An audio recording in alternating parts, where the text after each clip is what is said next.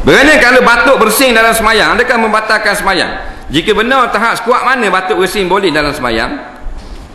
Jawabnya, kita sengaja buat benda-benda yang mengeluarkan suara, itu membatalkan semayang. Sedangkan suara itu tidaklah perintah dalam amalan kerja-kerja semayang. Nah, dia sengaja buat bersin, batal semayang. Tengah-tengah duduk saja, cing buat gitu, ciwak, batal. Mengeluarkan suara seperti itu dengan sengaja. Nah, bersin ni sengaja tak? Bersin ni iktirariyah, benda yang kita tak boleh nak kontrol. Nah, cakap tengah cakap ni mari. Kalau boleh tak boleh kita tengah cakap kan. Sekarang bersin tak ada orang. Kita tak boleh kontrol tu. Siapa masih bersin kan? Jadi bersin dan batuk tidak membatalkan sembahyang.